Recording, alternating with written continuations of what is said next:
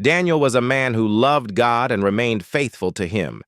He served in the kingdom of King Darius and carried an excellent spirit. Daniel was trustworthy and responsible, and the king planned to place him in authority over the entire kingdom. But the other officials became jealous. They searched for something wrong in Daniel's work, but they could find nothing. Finally, the officials decided to use Daniel's faith against him. They persuaded King Darius to sign a law declaring that for 30 days no one could pray to any god or person except the king.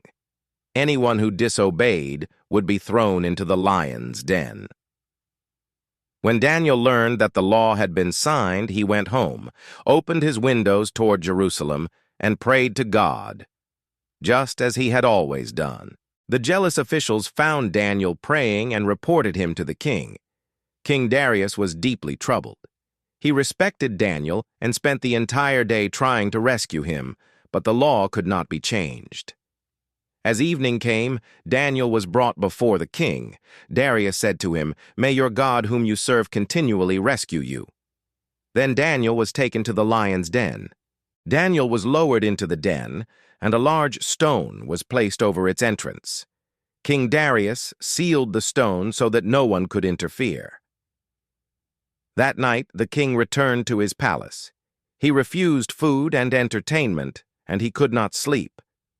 But Daniel was not alone. Inside the dark den, 4 hungry lions surrounded him. Yet Daniel continued to trust God. God sent his angel, and the angel shut the lions' mouths so they could not harm Daniel. At the first light of morning, King Darius hurried to the den. With a distressed voice, he called out, "Daniel, servant of the living God, has your God been able to rescue you from the lions?" Daniel answered, "May the king live forever. My God sent his angel, and he shut the mouths of the lions. They have not hurt me, because I was found innocent before him." The king was filled with joy and ordered that Daniel be lifted from the den. When Daniel came out, no wound was found on him, because he had trusted in his God. Those who had plotted against Daniel were judged for their wickedness. Then King Darius sent a message throughout his kingdom, commanding the people to honor the God of Daniel. He declared, "He is the living God, and he endures forever. He rescues and saves. He performs signs and wonders in heaven and on earth.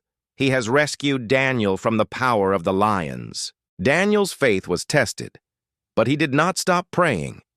He did not allow fear, pressure, or an unjust law to turn his heart away from God.